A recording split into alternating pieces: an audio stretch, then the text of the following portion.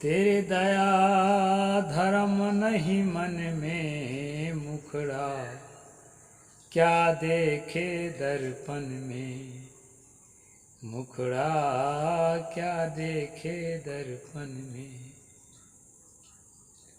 नमस्कार साथियों, मैं अविनाश दास कई दिनों के बाद आज आप लोगों के बीच आया हूँ। क्षमा करना दोस्तों, चैनल को आगे बढ़ाना मत भूलना। चैनल बहुत आगे बढ़े जाएगा तो मैं दूसरा काम भी नहीं करूँगा। अभी मुझे रोजी रोटी के लिए बहुत सारा काम करना पड़ता है, इसलिए आपको समय में कुछ कटौती कर देता हूँ। जो साथी सब्सक्राइब नहीं किए हैं वो सब्सक्राइब ज़रूर करें, लाइक करें, शेयर करें, कमेंट करें और चैनल को आगे बढ़ाने में मेरी मदद करें। दोस्तों, अभी मैं मनुस्मृति लेकर बैठा हूँ। सबसे ज़्यादा समय मुझे 9 अध्याय में लगा है, क्योंकि लगातार काम नहीं हो पाता। साथियों, पिछले एपिसोड में मैंने आपको बताया था मनु जी के माध्यम से कि जुआ खेलने का और दारू पीने का जो सज़ा है वो किस तरह से देना चाहिए राजा द्वारा, और उसमें भी किस जाति के जुआड़ी और किस जाति के चोर को और किस जाति के शराबी को कौन सा सज़ा देना चाहिए। ये सब चीज़ मैं डिटेल में बताया था जैसा लिखा है। आगे दोस्तों थोड़ा पीछे जाकर के उस एपिसोड को ज़रूर देखना। अब आगे मैं बता रहा हूँ कि किस तरह से निर्दयता और क्रूरता के व्यवहार को कानून में शामिल किया है। सदगुरु कबीर साहिब ने कहा था कि दुर्बल को न सताइए, जाकी मोटी हाय, मुए खाल के श्वास से लोहा भस्म हो जाए। साथियों, जो दीन है, दरिद्र है, दुखी है, बौद्धिक रूप से सक्षम नहीं है, शारीरिक रूप से सक्षम नहीं है, ऐसे लोगों को कभी भी नहीं सताना चाहिए। ऐसे लोगों की मदद करनी चाहिए। लोग कहते हैं देखो पूर्व जन्म के कर्मों का फल भोग रहा है रे, जैसा किया है तैसा भोग रहा है, गरीबी झेल रहा है, दुख झेल रहा है, विकलांग है, पीड़ा झेल रहा है, उसकी क्या मदद करना है, तो अपने कर्म के फल भोग रहा है। ये दोस्तों, पूर्व जन्म, पिछला जन्म, अगला जन्म किस कारण से वो फल भोग रहा है, ये सोचने का आपको कोई अभी वक्त नहीं है।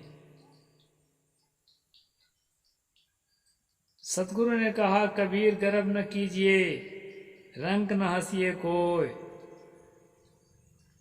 अजहू नाव समुद्र में का जानो का होय। किसी को दीन दुखी देखकर, अपंग देखकर, असहाय देखकर उस पर हंसी मत उड़ाओ। सतगुरु कहते हैं कि किसी रंग की हंसी मत करिए, इतना अहंकार मत करो। अभी तुम्हारी जीवन रूपी नाव का जो है मझधार में है, ना जाने कब क्या हो जाए, ये कहा नहीं जा सकता। अच्छे अच्छे लोगों को उनके सहयोगी साथ छोड़ देते हैं, अच्छे अच्छे धनपतियों के धन लुट जाते हैं।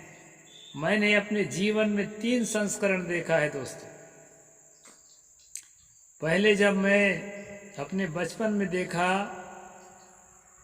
तो मेरे बाबूजी, पिताजी पूरे इलाके में जाने जाते थे, देहात में उद्योग धंधा के नाम से। यानी ग्रामीण अंचल का एक उद्योगपति थे। बचपन में मैंने वो सुख भोगा है। फिर दोस्तों कुछ उथल पुथल के कारण मैं उत्तर की ओर यात्रा करते करते नेपाल चला गया और उधर बहुत लंबे समय तक रहा। और वहाँ से 6-7 साल बाद जब आया तो देखा कि वह शख्स जो अपने अंडर में 20, 50, 40, 30 कर्मचारी चलाता था, वह किसी संस्था में कर्मचारी के पद पर खुद काम कर रहा था। अब आके मैं देखा ये दूसरा संस्करण था। इसके बाद जो अभी की स्थिति है वो लोग थोड़ा संभल गए हैं। वो स्थिति तक तो नहीं पहुंचे हैं लेकिन थोड़ा संभल गए हैं। तो ये 3 स्थितियां अपने ही जीवन में मैंने अपने आंखों से देखा है दोस्तों। तो जीवन में उथल पुथल आता है, संपत्ति छूट जाती है, परिवार छूट जाते हैं, रिश्ते छूट जाते हैं, बनते हैं रिश्ते 1000, जब पैसे पास होते हैं टूट जाते हैं गरीबी में जो रिश्ते खास होते हैं। मैंने फुटपाथ पर जब दुकान खोला था दोस्तों, मैंने अपने आंखों से देखा है कि मेरे साथ के पढ़े हुए लड़के लड़कियां उस रास्ते से निकलती थी तो अपना मुंह फेर लेते थे दूसरे ओर, कहीं हाथ न मिलाना पड़ जाए, नज़र से नज़र मिल जाएगी थी। और दोस्तों थोड़े ही दिनों के बाद जब गुरु कृपा से मेरा कारोबार आगे बढ़ा, कुछ वर्कर्स मेरे पास काम करने लगे, तो मुझे सब याद था, वही लोग हाथ मिलाने के लिए आगे आने लगे। मैं फिर से मित्र बन गया। तो ये संसार की नज़रिया है। इसके लिए मैं कहता हूँ कभी भी किसी को स्थायी रूप से कंगाल या स्थायी रूप से असहाय या स्थायी रूप से दीनहीन मत समझो, और न किसी को स्थायी रूप से बहुत ज़्यादा सम्मान ही दो। ये सब कुछ क्षणिक है, क्षणभंगुर है, बदलता रहता है, उथल पुथल होता रहता है। जीवन में एक ही सच है जो उथल पुथल नहीं होता है, वो है सत्य निष्ठा। अपनी निष्ठा सत्य पर रखें। हम उस दिन भी सत्य पर निष्ठा रखते थे जिस दिन थोड़ा ठाड़ बात रहे। फिर बीच वाली स्थिति जब बहुत ज़्यादा नीचे गिर गए थे, उस दिन भी सत्य पर निष्ठा रखते थे, और अब थोड़ा संभल जाने के बाद भी सत्य पर निष्ठा रखते हैं, जो हमें भीतर से शांति देती है। सत्य निष्ठा आपको भीतर से शांति देती है।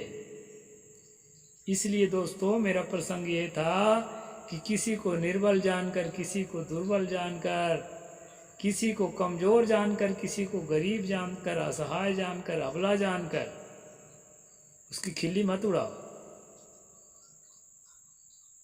ये जो है खासकर जिसको लोग सनातन धर्म कहते हैं, सनातन मनातन तो कुछ नहीं होता है, सारी चीज़ें बनती और बिगड़ती हैं। जैसे मैंने अपनी स्थितियों को बताया, इसी तरह सारी कम्युनिटियाँ भी बनती और बिगड़ती हैं। जिसको लोग सनातन धर्म कहते हैं उसमें कुछ बातें अच्छी हैं भी, लेकिन ये बात मुझे बहुत खटकती है कि जो शोषित हैं, जो वंचित हैं, जो हाथ पैर से लाचार हैं, उनको मदद करने के बजाय उनको प्रताड़ित करने के जो सूत्र लिखे हैं धर्म ग्रंथों में, वो मुझे बहुत पीड़ा पहुंचाते हैं। तुलसी ने भी मंथरा को लक्ष्य में लेकर के और सारे विकलांगों के लिए बोला कि काने खोरे कुबरे कुटिल कुचाली जान, तिय विशेष पुनि नारी कही भरत मात मुस्कान। कैकेयी के माध्यम से कहलवाया कि जो काना है, अंधा है, लंगड़ा है, कुबरे हैं, ये बहुत ही कपटी, कुटिल और कुचाली होते हैं, मतलब गलत काम करने वाले होते हैं। और उसमें स्त्रियां अगर है तो उससे और ज़्यादा खतरनाक होती है, पापिनी होती है। और अगर स्त्रियों में से अगर नौकरानी है तब तो कहना ही का, वो तो महा दुष्ट होती है। तो दोस्तों, विकलांगों के प्रति ऐसी भाव, कुब्जाह वक्राह परम पापिका, वाल्मीकि ने भी नहीं चूका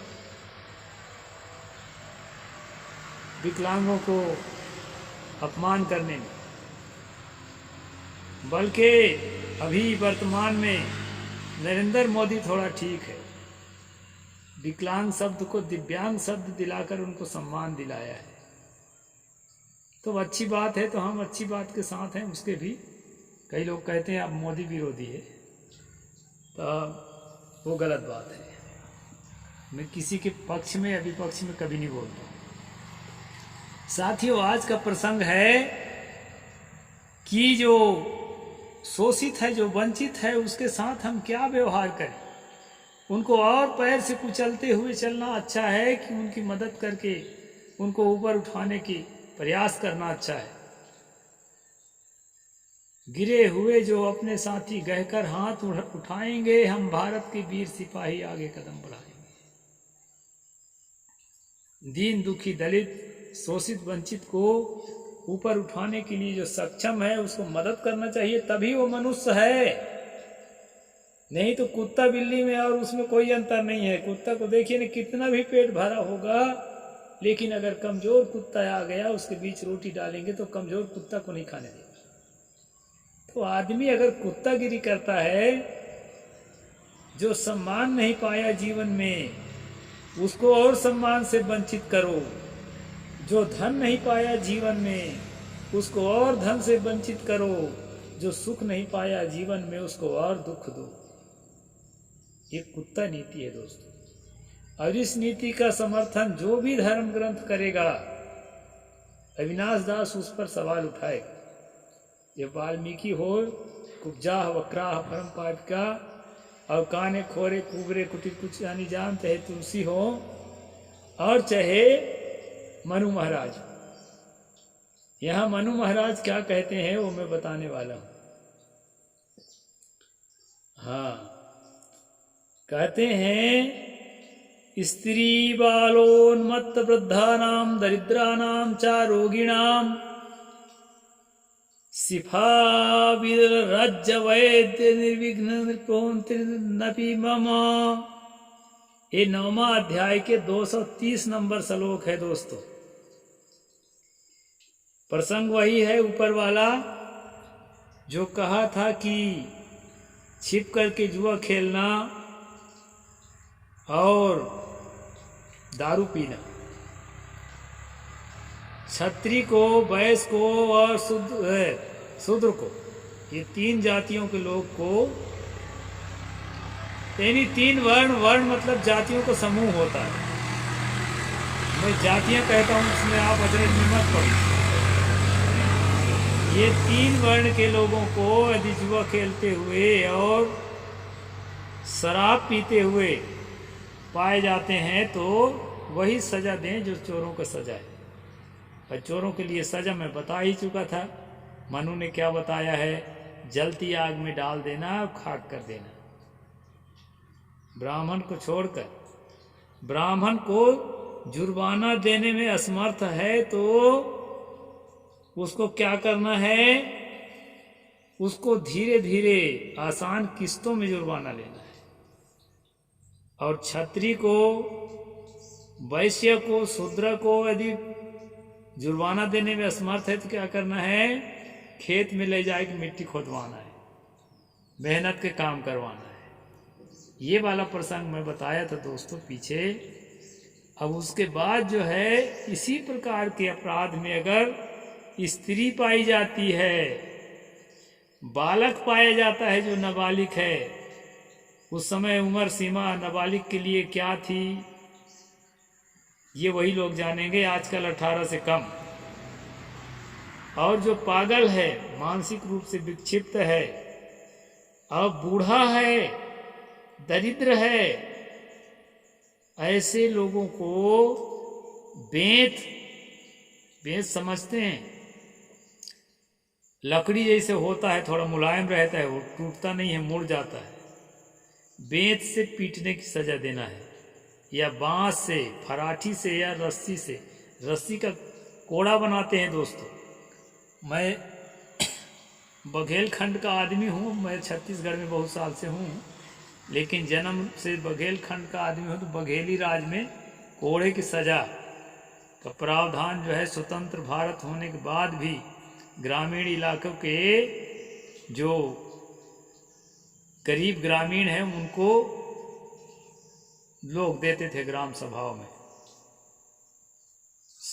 जो मुखिया लोग होते थे। उसको मैंने आंखों से देखा है।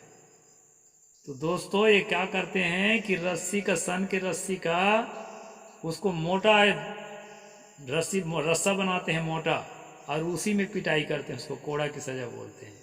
इसमें रस्सी लिखा है। इस प्रकार जो है, जिससे पैसा वसूली नहीं कर सकते जुर्माना, उसको बेदर्दी के साथ पिटाई करो। पीटते पीटते कितने लोग मर जाते थे। तो साथियों, गलत किया है तो सजा तो होना चाहिए। सजा के खिलाफ हम बिल्कुल नहीं हैं, लेकिन सजा की मात्रा भी आप उसके लिए भी एक लिमिट निर्धारित करें। और यहाँ संपन्न लोगों को, शरीर से संपन्न, धन से संपन्न लोगों को बहुत राहत दिया गया है, जबकि ये जो है दरिद्र है, अर्थात अत्यंत गरीब है, रोगी है, बूढ़ा है, पागल है, इनके लिए इतनी भयानक सजा बताई गई है दोस्तों। तो ये सजा मेरे ख्याल से तो उचित नहीं है। अपराध की सजा हो, उनको जेल हो, लेकिन अगर समझ के कम है, बूढ़ा है, रोगी है, पागल है, नाबालिग है, मासूम स्त्री है, ऐसी स्थिति में उनके लिए कठोर सजा के प्रावधान होना मेरे ख्याल से अच्छा नहीं है दोस्तों। यदि आपको अच्छा लगता हो तो कमेंट सेक्शन में लिख करके जरूर बताना कि ये सजा का प्रावधान आपको ठीक लगता है कि नहीं। तो समय बहुत हो चुका है, आज का सेशन में बहुत आगे तक नहीं ले जाऊंगा। श्लोक नंबर 230, अध्याय 9, मनुस्मृति। रोगियों को, पागल को, स्त्री को, बालक को, दरिद्र को चोरी चोरी दारू पीने या चोरी चोरी जुआ खेलने की सजा का प्रावधान है। तो इतना ही कहूँगा। साहिब बंदगी, जय जोहार, जय भीम, नमो बुद्धाय, जय भारत।